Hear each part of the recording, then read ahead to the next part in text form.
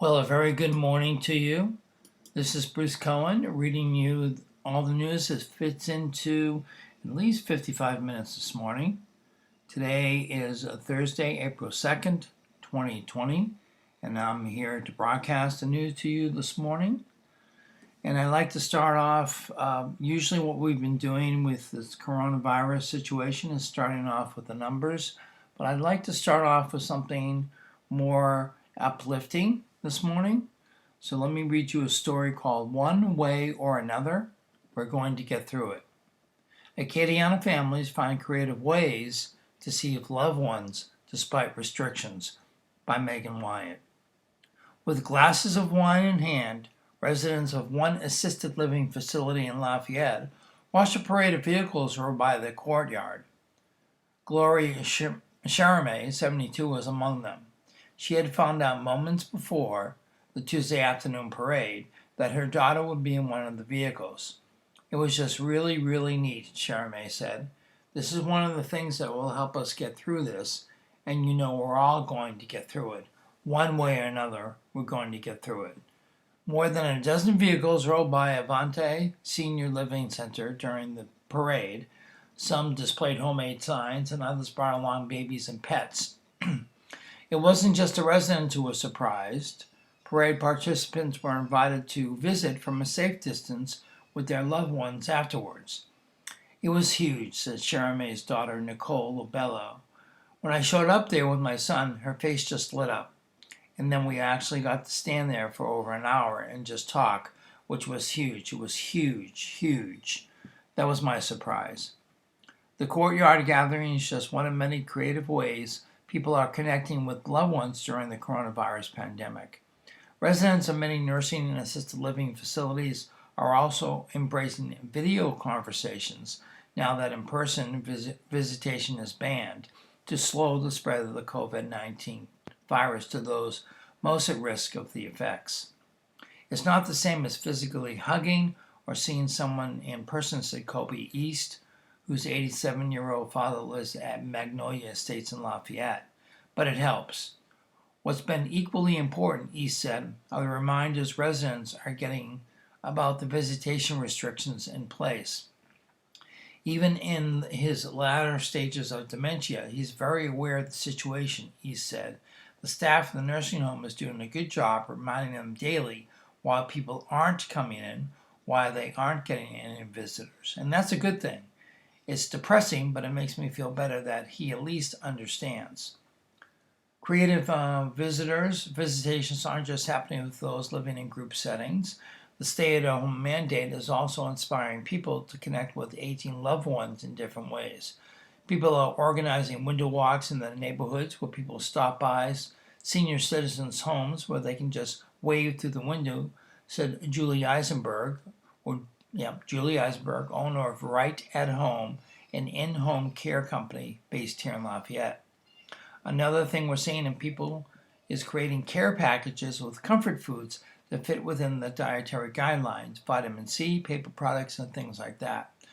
The coronavirus crisis has inspired many to try something new, whether that's receiving a video phone call or writing a letter by hand to connect.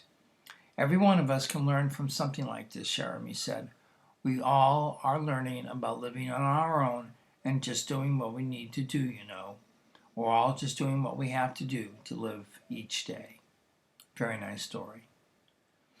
All right, now we get into the coronavirus aspect of what's happening in our state. Lafayette Parish is ranked 7th highest in Louisiana in virus cases by Claire Taylor. Lafayette Parish, with 159 confirmed coronavirus cases as of Wednesday, has the 7th highest number of positive cases in Louisiana, but it still trails far behind the epicenter of Orleans Parish, which has 2,270 cases and 115 deaths. The Louisiana Department of Health reported Wednesday 6,424 cases of COVID-19 in the state, up by 1,187 from the day before. Deaths related to the coronavirus increased by 34 statewide to 273. And the Health Department's Region 4, which includes 7 parishes in Acadiana. 88 additional coronavirus cases were reported on Wednesday. Of those new cases, 41 were in Lafayette Parish, which also had the only additional death, bringing the death toll in the parish to 2.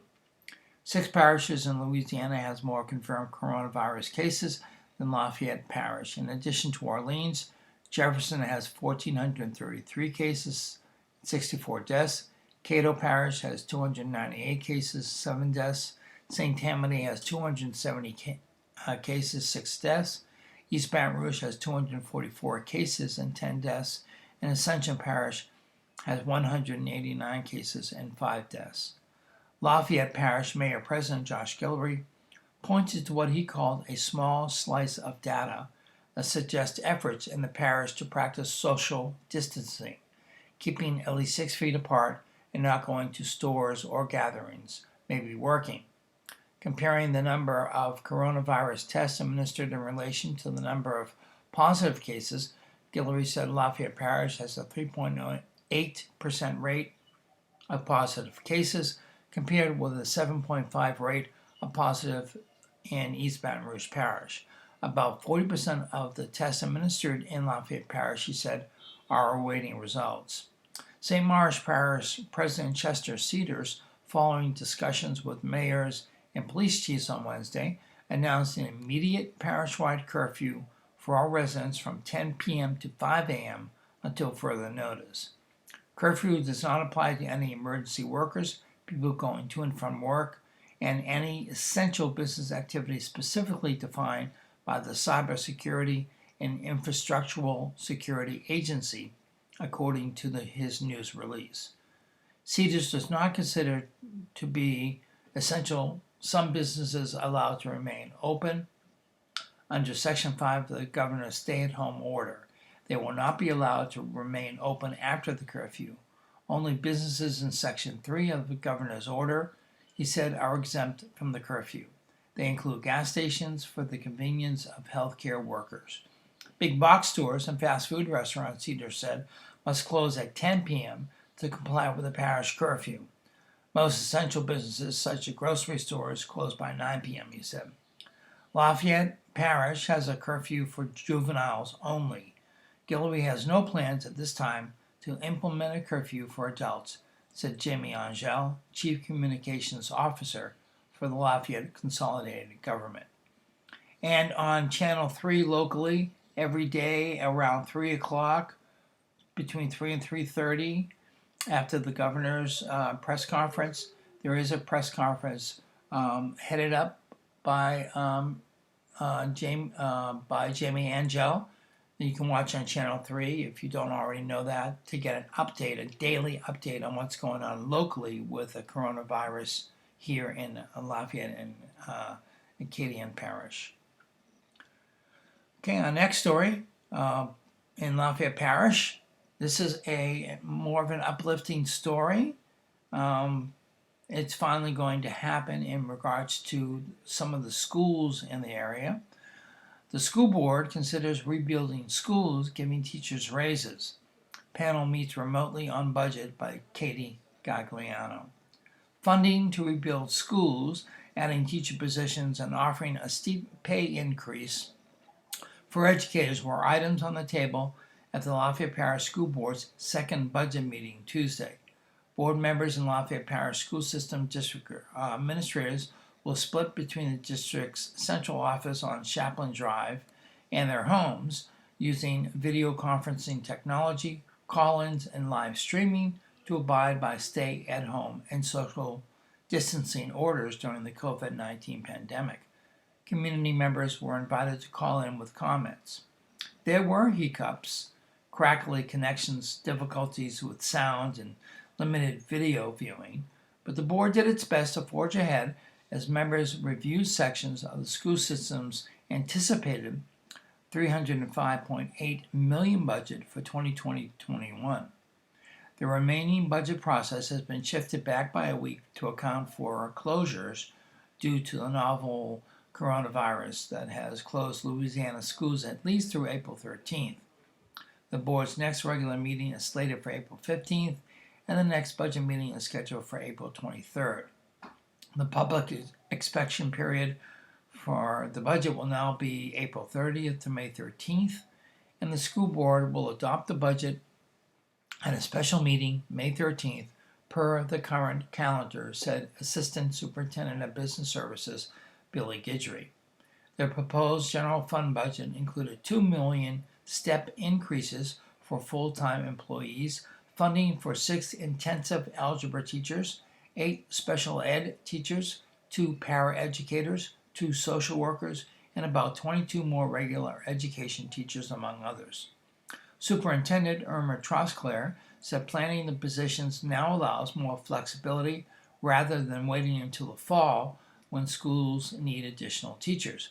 The school board also voted 9-0 to transfer $2.8 million in recurring revenue to the district's self-funding construction fund to support an overhaul of the Karen Crow Heights Elementary, Prairie Elementary, and Lafayette High School campuses. Finally, the original proposal called for the transfer of $1.1 million.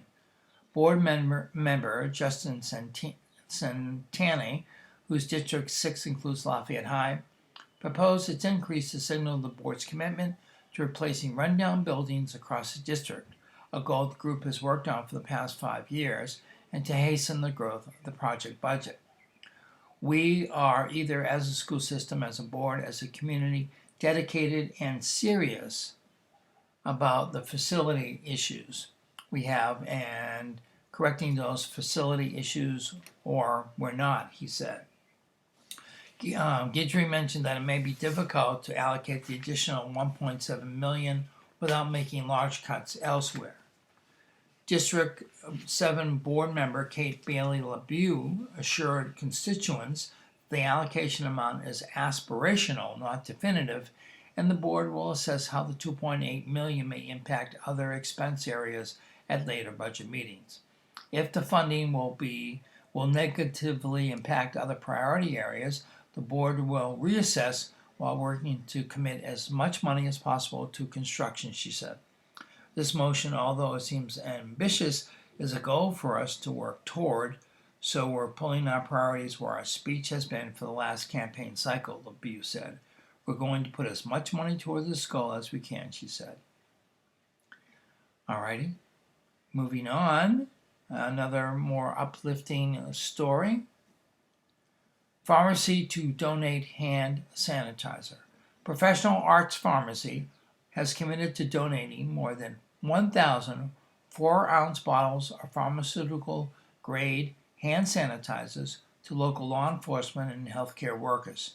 The pharmacy has already delivered 150 bottles to hospice agencies in the Lafayette Parish Sheriff's Office and plans to deliver the remainder later this week and next week as more supplies are received. The Sheriff's Office, facing a sanitizer shortage amid the coronavirus outbreak, sought help from Professional Arts Pharmacy to compound hand sanitizer to keep officers protected. Compounding pharmacies provide customized medication formulations for patients based on doctors' prescriptions. Because of the shortage of hand sanitizer, the Federal Food and Drug Administration is allowing compounding pharmacies to dispense it as an over-the-counter product. Professional Arts Pharmacy is still filling prescriptions while following social distance guidelines and offering free delivery of curbside service. As an essential business, we must change protocols to continue servicing our patients, but we also want to do our part in supporting those that are keeping us safe and healthy during this pandemic, pharmacist Eric Vidrine said. First responders and healthcare professionals play a vital role in our communities, especially at this critical time, and we want to do all we can to make sure they are equipped to handle this crisis. Rouse's Markets to award bonuses. Rouse's Markets will award bonuses to thousands of hourly employees, accelerate quarterly bonuses to store managers, and offer other benefits to employees, store officials announced on Wednesday. The Louisiana-based company, which has 2 stores in Lafayette and another in Youngsville, said the benefits would total $1 million as a way to say thank you to employees during the coronavirus pandemic. Rouse's and other supermarkets across the country are seeing a surge in business since stay-at-place mandates were issued and restaurants were ordered to suspend dine-in operations. The company announced in mid-March it needed more cashiers, stockers, and cleaning crews to handle the increased business. I have never been more proud of our team than I am today, said CEO Donnie Rouse. They have been absolutely remarkable in taking care of our customers during an incredible time of need. The company, which has been providing meals to employees during their breaks since the outbreak began, will also close on Easter and give its 7,000 team members a paid holiday. It has also installed sneeze guards at all checkouts, began a more rigorous cleaning of stores, and installed floor markers for customers to practice social distancing while in line. Rouse's is also providing team members and their immediate family members free access to Ochsner Anywhere Care, a telehealth program, regardless of whether or not they have health insurance. The company will provide the service, meaning there will be no charges or co-payments for telemedicine, urgent care, physician visits, or therapy. Very nice story. And now let's look at our first PSA for the morning. If you're interested in finding out daily updates on the coronavirus pandemic here locally, you can contact online. You can contact www.311lafayette.services. Call centers with volunteers and medical professionals are active 24/7 to answer your questions about COVID-19 and determine if you need to get screened. Please call 311 and press option 2 if you are a business owner, employees, or are looking for a job to get information about applying for small business recovery loans, or apply for unemployment benefits and related programs. Stop the spread. Call instead. Hashtag stop the spread.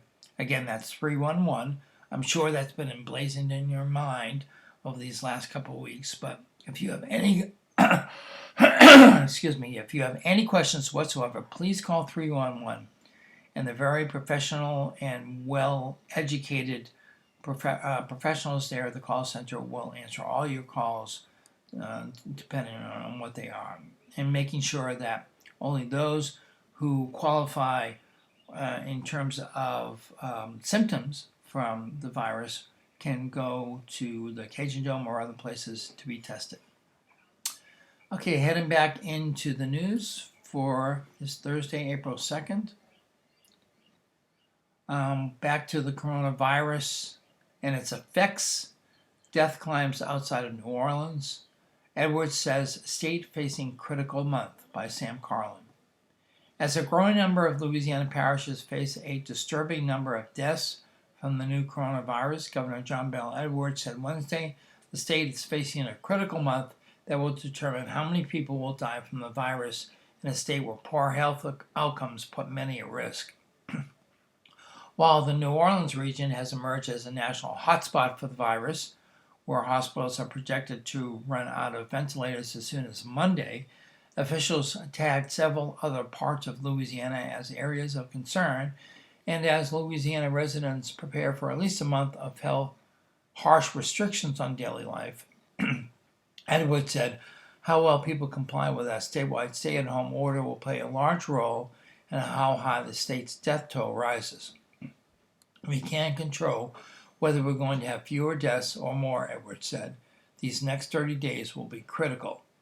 In a state that has for generations had an outsized number of chronic health conditions per capita, several parishes have emerged on or near the top of a grim list of the counties and parishes in the U.S.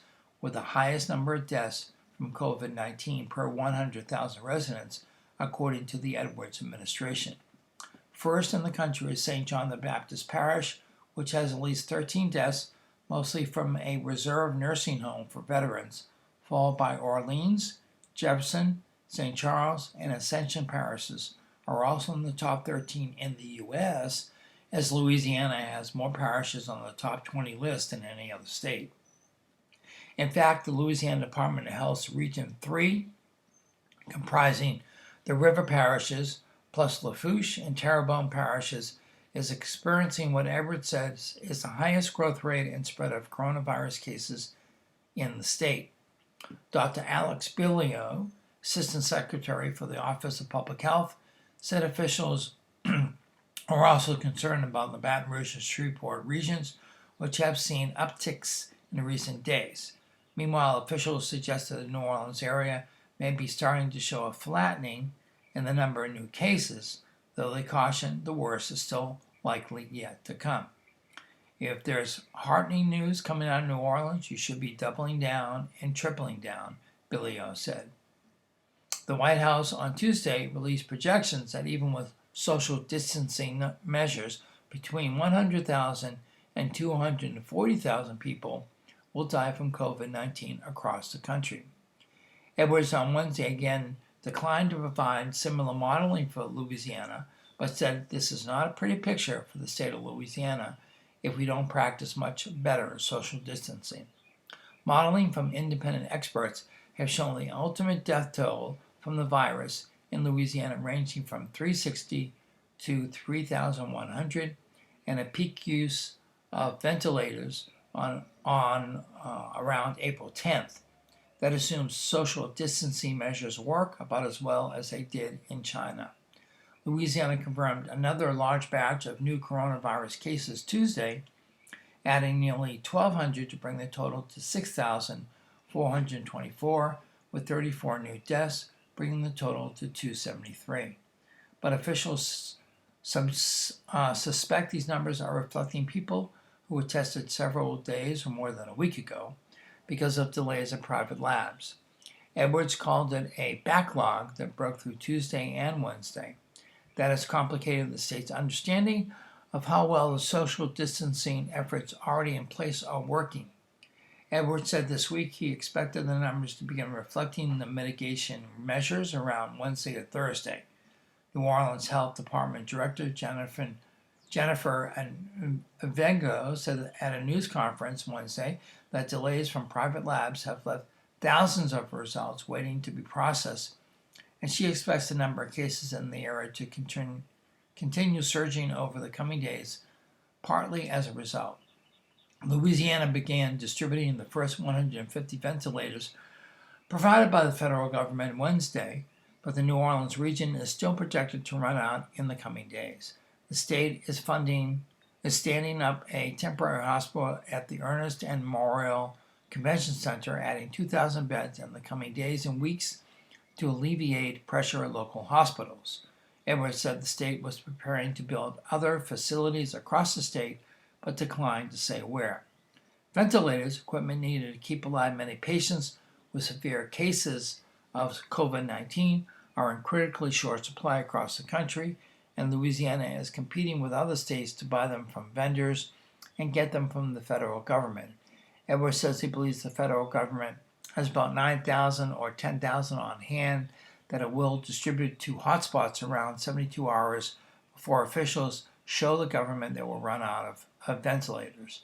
The state has started gathering breathing machines not typically used in intensive care units as a last resort once hospitals run out of ventilators. Edwards said he was looking to the Federal Department of Defense, which has some on hand, as officials continue to call private vendors to try to get more.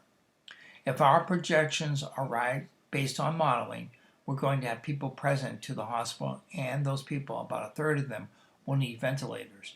And at some point, we won't have ventilators for them, Edwards said. And as a result, we expect people will die because people will not be able to receive care that they need.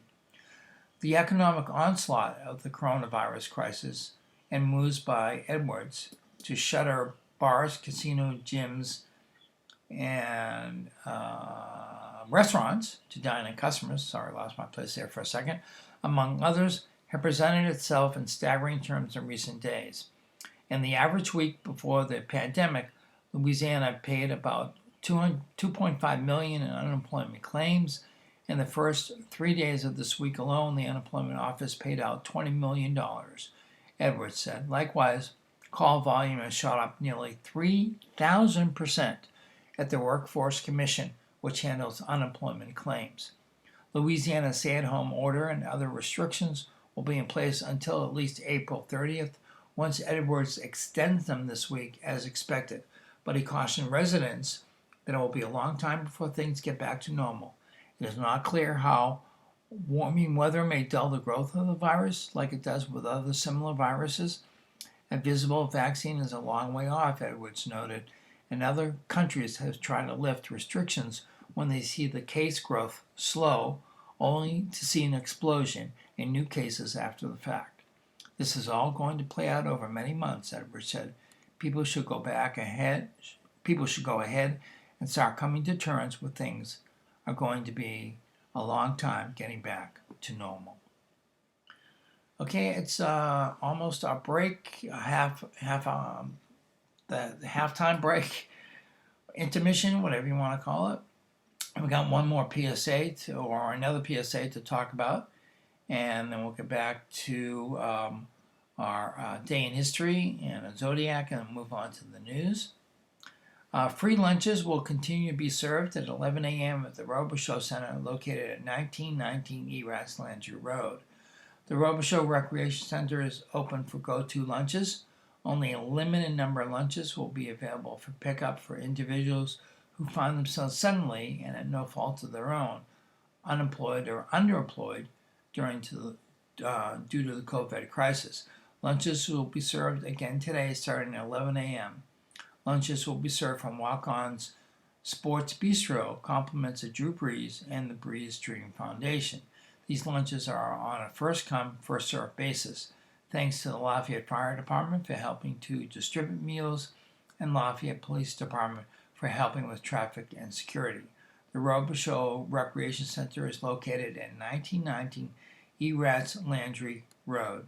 And watching yesterday's TV news conference with Jamie Anshel, he said that yesterday, people were there at 10:30, 10:45 lining up, and that the lunches were gone by 11:30. So if there's something that you need, please get there early this morning so that you can get the food that you need to provide for your family. All right, so let's go on to we'll go on to this day in history. All right.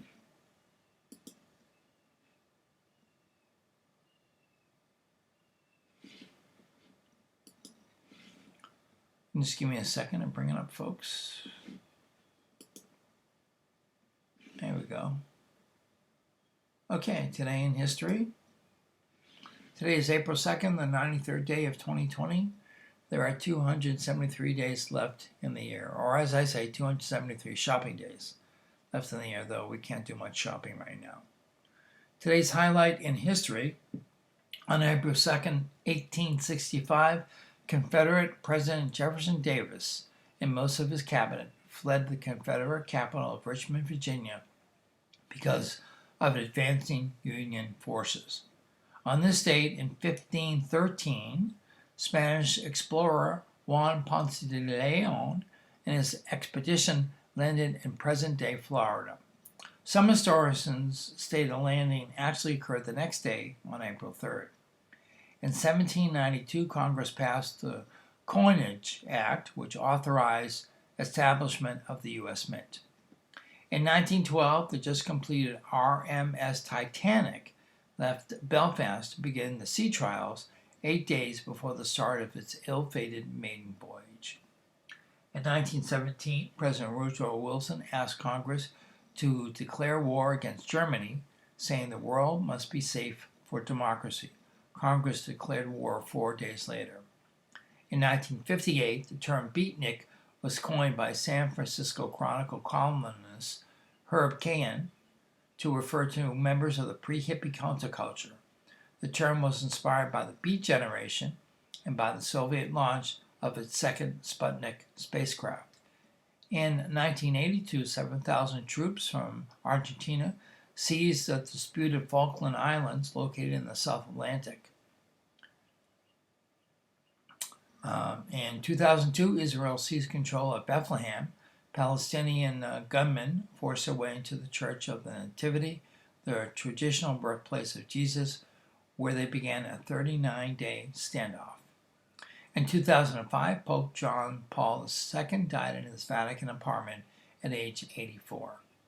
10 years ago, President Barack Obama, visiting a factory in Charlotte, North Carolina, hailed a new government report saying the most jobs created in nearly 3 years, saying we're beginning to turn the corner. 5 years ago, capping a week of difficult negotiations, the United States, Iran, and 5 other world powers said they had agreed on an outline of limits on Iran's nuclear program that would prevent it from developing nuclear weapons in exchange for sanctions relief. 1 year ago, former federal prosecutor Lori Lightfoot won the runoff election for Chicago mayor, becoming the first black woman and the first openly gay person to lead the nation's 3rd largest city. And looking at today's birthdays, actress Sharon Aker is 85, actress Dame Penelope Keith is 80, singer Emmylou Harris, one of my favorites, 73, social critic and author Camille Paglia, 73. Country singer Buddy Jewell, 59. Country singer Billy Dean, 58. Rock musician Greg Camp is 53. Rock musician Tony Frendanelli from Third Eye Blind is 51.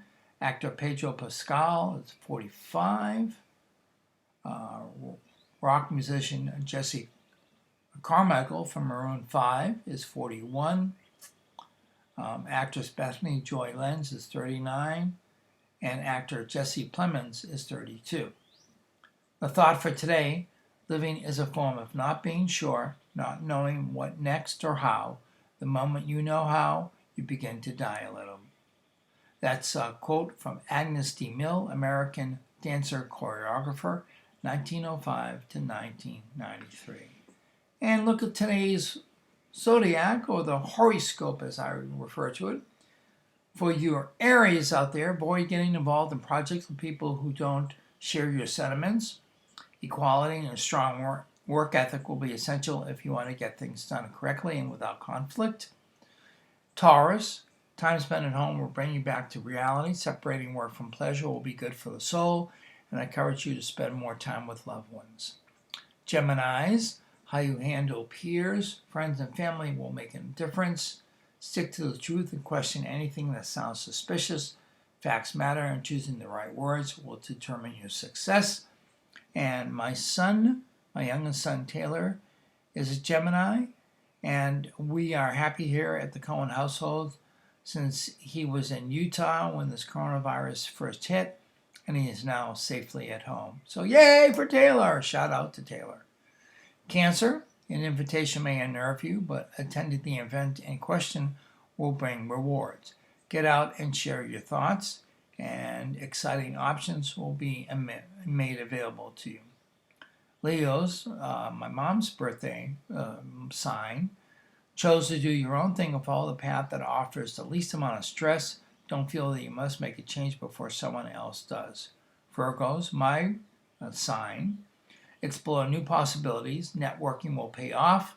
The connections you make will provide insight into the pluses and minuses of something you are considering.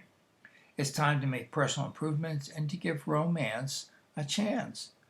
Libras, you'll face controversy if you are too forthcoming with opinions.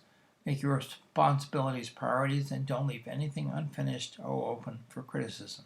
Scorpios, refuse to get into a debate with one of your peers or relatives. Put greater emphasis on expanding your interest or knowledge or on developing a creative project. Personal growth is favored. Sagittarius, my wife's sign, romance is evident.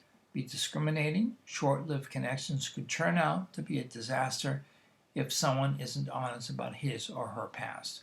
Concentrate on friendships, not on courtships. Capricorns, my son's birth sign, a change will do my older son.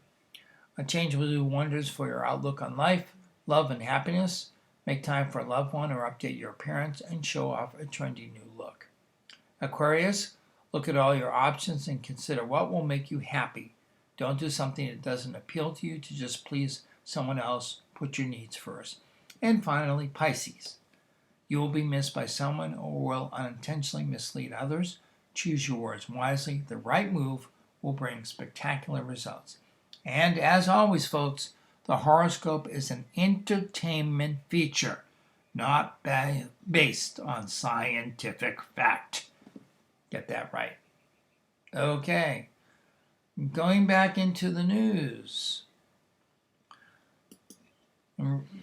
Start off with something more lifeful, uplifting, spiritual, specifically spiritual.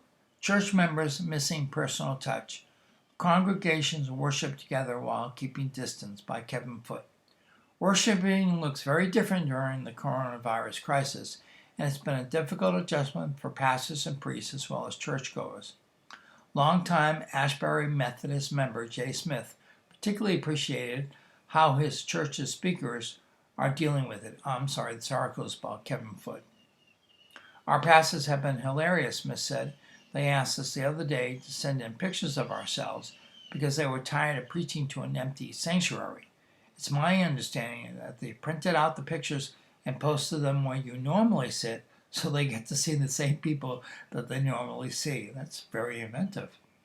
While churches are getting creative, ministering via live streams on Facebook and other platforms, it's just not the same as gathering under the same roof. We are lost and we're heartbroken that we can't be at church every week, said Jay Kimbrough, who was in the choir at St. Mary's Catholic Church with his wife Belinda. It's just maddening. We understand why, but watching a church service on a computer or on TV is not the same as actually being in church. You're kind of there, but you don't really feel like that you're really there. At First Baptist Church, members can view messages on the church website or on Facebook while watching the Sunday sermon online. Personally, I prefer Facebook because you can see the comments on the side of people saying, "Hey, good morning, I'm here," quoted by Joel Joel Hilbun said. You do miss that feeling of community. It's kind of nice to see how many are logged in or even the particular names of the people that are there. For some, one positive aspect of watching church services at home is not having to dress up. Hilbun, though, doesn't go to that route. Honestly, I don't dress up as much as I did, but I do dress up to a degree, he said. I put on Sunday shoes and a button-down shirt. It's a familiar kind of thing, and it makes me feel a little more normal. Perhaps that's the one new habit church members will have to break when life returns to normal. The first Sunday Mass that was live streamed, Kimbrough laughed. The priest said, "I'm pretty sure a lot of you are watching me now in your pajamas. But I want you to know that when this is finally done and you come back to church, you're not going to be able to come back in your pajamas." The biggest difference for most church members is the lack of contact with other members. That personal touch is missing. For instance, Smith has been handing out peppermints to the group that sits next to him at Ashbury Methodist for the past 8 to 10 years. Missing that fun from church these days, the Candy Man, as he's quoted as being, sent out a Facebook post Wednesday with a photo of peppermints. It occurred to me today there's all these people that I'm not seeing every week, Smith said, so they would know that at least I'm thinking of them. I couldn't get it to them. Thoughts are the same. The relationships don't change. It's just that we're apart from each other right now. Kimbrough and Hilbun are both members of the church's choirs and said they missed the fun of choir practice. Because of the number of elderly members in St. Mary's choir, Kimbrough said they actually stopped meeting before the governor's orders eventually halted church activities. We have about a 35-member choir, and we missed the camaraderie, Kimbrough said. The choir is definitely a second family to us. We also miss the Wednesday night choir practices. I miss being around all the other people, Smith said. I miss being inside your own sanctuary and the way the light looks in there. Mainly, I miss the people. You can talk to God anywhere, but you can't see the people everywhere. As much as church members miss each other's company, Kimbrough and Hilbun also know how critical it is to stay away for now. Neither understands why some churches are staying open. Nobody believes in freedom of assembly and freedom of religion more than I do. But right now you have to take into consideration the public welfare, Kimbrough said. You can't risk so many people getting sick. Hilbin doesn't feel this temporary new version of worshiping is against God's wishes. The way we worship today is not the way the first century church worshiped, Hilbin explained. To me, there's nothing that says we have to continue doing it the way we're doing it. We have a very good reason to change what we're doing at the moment. Now, I don't think there's a commandment from God that we do it the way we've been doing it. There's also a commandment from God to love our neighbors as ourselves. To continue to have large assemblies is putting the entire community at a greater risk. All right, and let's continue with the PSAs. This PSA is from LIDA. Individuals whose hours are being reduced at work or have been laid off from employment may qualify for unemployment insurance benefits. If you're attempting to apply for unemployment insurance and are not able to access an existing online account or need help resettling your password, call Lafayette's Acadiana Workforce Solutions Office at 337-262-5601. Again, that's 337-262-5601. Due to high call volume, some calls may not be answered immediately. Call again at a later time or contact one of Louisiana's other local offices for assistance at www.laworks.net/downloads with a capital D / uppercase WFD/AGC_contacts with a capital C .pdf. I would say just punch in LA Works, www.LA Works, and that link will probably come up.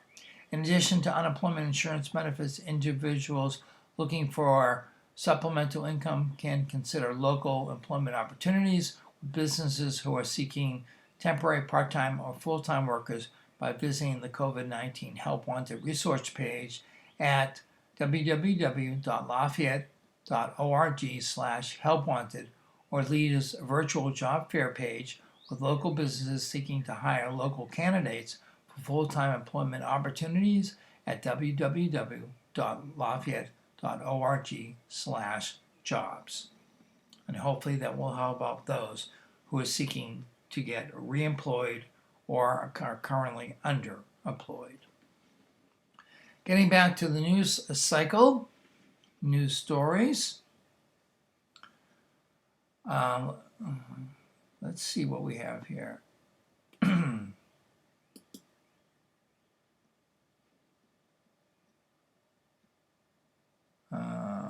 I think I might have read that.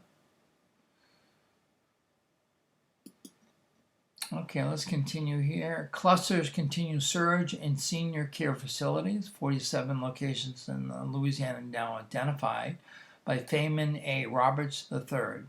The number of Louisiana nursing homes and senior care facilities identified as coronavirus clusters jumped to 47 on Wednesday, an increase of 7 from the day before. The numbers also show how the disease is spreading across the state.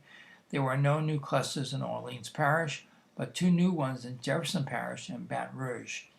New clusters were also identified in central Louisiana, northeast Louisiana, and on the north shore of Lake Pontchartrain. The number of senior care facilities identified by the state as clusters has increased rapidly since last week. On Friday, the number was just 8, most of them in the New Orleans area. Since then, however, the numbers have shot up as new clusters have been identified around Louisiana.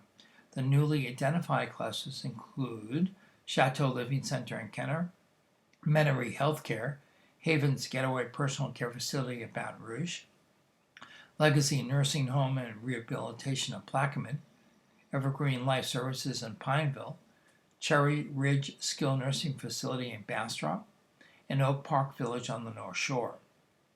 The State Department of Health has been keeping a list of the clusters. The state identifies as a cluster a place where there are 2 or more cases that appear to be related.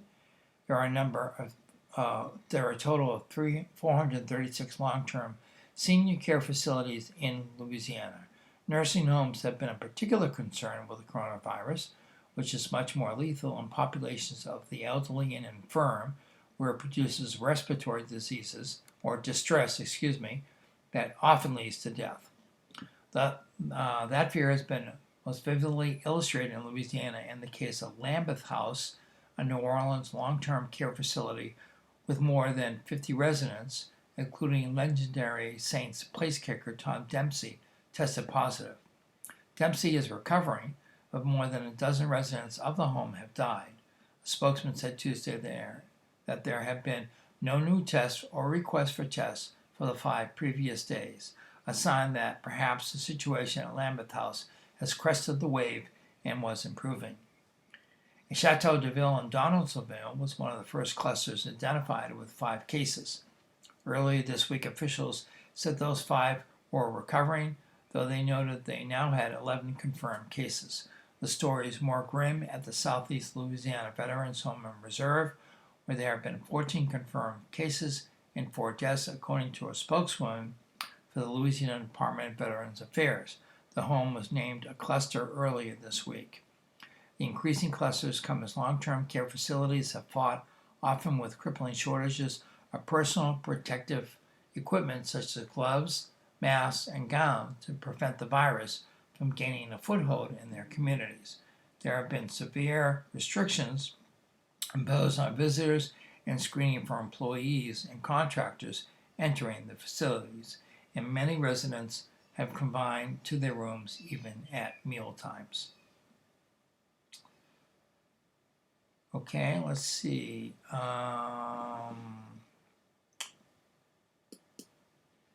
State creates business loan fund, $50 million available to firms with fewer than 100 employees, by Kristen Mossbrucker.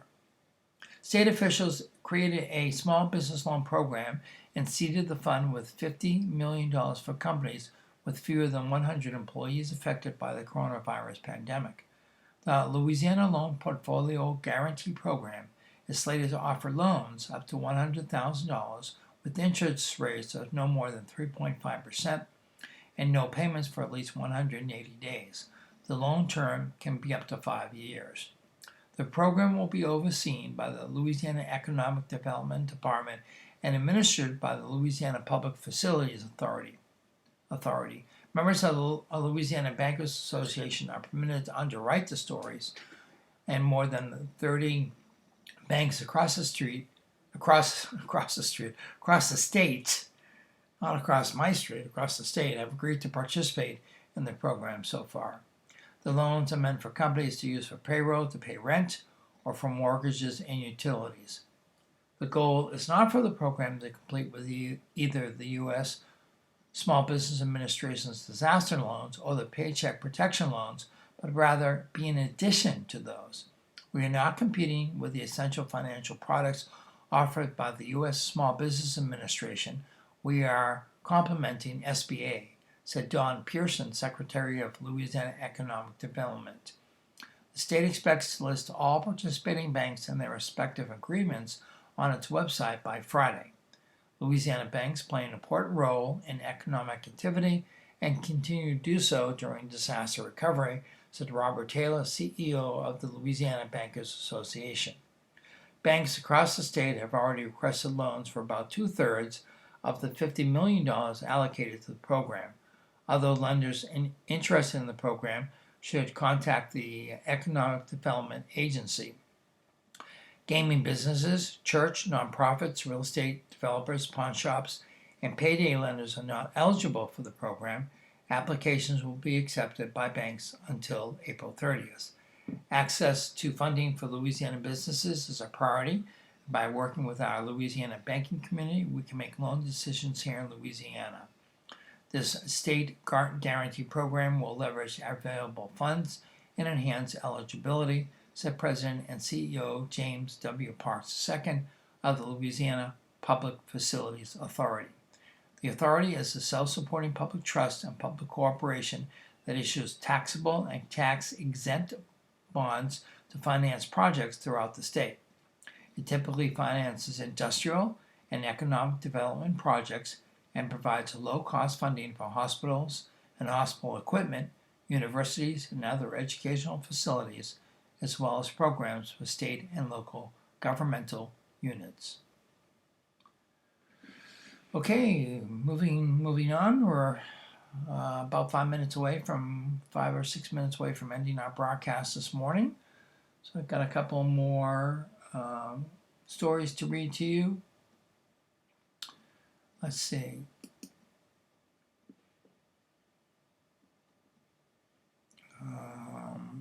The DOT's Wilson back at work after overcoming a virus by Will Santel.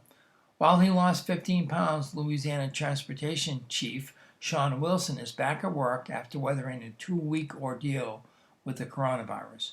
Over the weekend, the energy levels really jumped, Wilson said Wednesday. It made it easy to get back here on Tuesday, he said.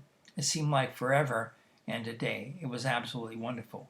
Wilson, 50, Secretary for the State Department of Transportation and Development, announced on March 20th that he had tested positive for the coronavirus after he started to feel bad the weekend before, around March 14th and 15th.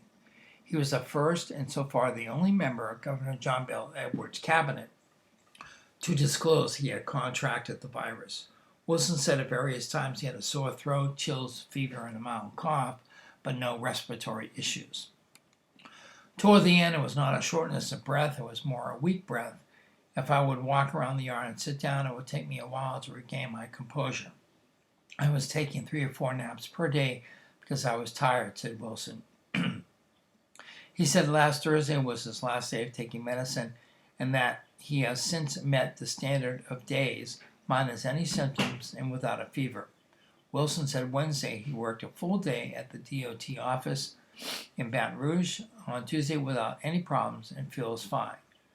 About half of the agency's employees are working remotely because of Edwards' order that limits the labor ranks to essential personnel. Wilson, who was never hospitalized, said his lack of any underlying health condition likely helped speed his recovery. The Louisiana Department of Health announced Wednesday that the state has 6,424 coronavirus cases, with 1,498 patients hospitalized and 273 deaths. Wilson said he was struck by the latest update on coronavirus deaths. I very easily could have been one of those numbers, he said. The one thing that folks should be prepared for, and I wouldn't call it guilt, but there is a tremendous burden and pressure you feel when you have recovered, and so many haven't. And let's read one more PSA before we move into, we'll have time for one more story perhaps before we wrap it up this morning. Downtown Alive House Sessions are a series of stay-at-home Friday night concerts for Acadiana presented by Evangeline Maid and organized by Downtown Lafayette. The house sessions are a great way for all of us to help Acadiana musicians who are out of work due to the ongoing coronavirus situation. The series will support local musicians and make staying home fun. This Friday at 7 p.m., that's this Friday, tomorrow at 7 p.m., April 3rd, join us for Horace Trahan, lead man of Horace Trahan and the Osan Express, as the second musical guest in the series, airing live on the Downtown Alive Facebook page and on AOC 1, Cox 15, LUS 3, our TV channels, and streaming at aocinc.org/watch. Local musicians are the backbone of Acadiana's culture, and right now they are losing out on income for canceled gigs. So please, let's support them by sending a tip, purchasing their albums, and donating to the Lost My Gig fundraiser. I watched last Fridays with Lane Mack, and it was wonderful. It was just really fantastic. He did a fantastic job, as I'm sure Horace will, and everybody following in the weeks to come. So please support our local musicians.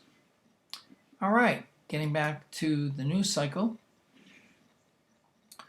We'll have a sports story, and then that should about wrap it up. I'm excited now. Cajun softball coach Glasgow confident most of his seniors will return by Kevin Foote. UL softball coach Jerry Glasgow is driven by organization and planning. He's always looking ahead to be as prepared as he can be. So in this unusual era in college athletics, many more questions than answers, Monday's news from the NCAA that all spring sports student athletes were granted an extra year of eligibility was a welcome relief. I'm excited now, Glasgow said. At last I know now, not knowing for sure, it was kind of driving me crazy. Now I know exactly what I've got to do. If they say no, it's no big deal. That's where we were when we started. Glasgow says he hopes to have a good idea by the end of the week how many of his 8 seniors will be returning for the 2021 season. With 11 prospects already signed and scheduled to complete, that knowledge is vital. Naturally, Glasgow and his fan base are especially awaiting word from the 2 senior pitchers, Summer Ellison and Megan Cleast. The other seniors include 4 regulars in Dalton Rawls, second baseman Caitlin Alderink, outfielder Sarah Hudak, and reserves Morgan Gray and Aliana Guriano. With the seniors we certainly had a lot of gain, most of them, when they decided to come back, Glasgow said. Furthermore, Glasgow said he's got pitcher Kendra Lamb back in Australia and shortstop signee Rebecca Londino back home in Brazil. Glasgow said his staff has begun working on the 2021 schedule this week, but it won't be finalized until he gets a good feel for how many seniors are returning. Trust me, we're staying busy, Glasgow said. There's plenty to do, it's just harder to get things done working from home. When you want to ask a coach something, you've got to call them instead of just hollering to them across the office. All right, folks, so that about wraps up the news broadcast for this morning. Thank you for tuning in and listening to the program. We've been doing this for a couple of years now, every Monday through Friday from 9 to 9:55 or thereabouts for our visually impaired community and for the community of individuals out there in the Kittiana region who don't get the newspaper or have access to the news cycle. We're happy to provide local information on all aspects of the news. Unfortunately, the coronavirus is one of the top stories, but as I talked about earlier this morning, there are really positive things going on as well. People are taking this pandemic situation and really trying to turn lemons into lemonade, as my mom always told me to do. Good advice, Mom. So take care. Have a good morning. Make sure that if you are ever interested in becoming a volunteer, please contact aocinc.org online. Apply to become a reader like myself and get the word out there to the community about what's happening locally and around the state. We appreciate your time, and you all have a very good day. Please be safe. Please stay healthy, and above all, happy. Love each other. Be kind to each other. Have a good day. Goodbye.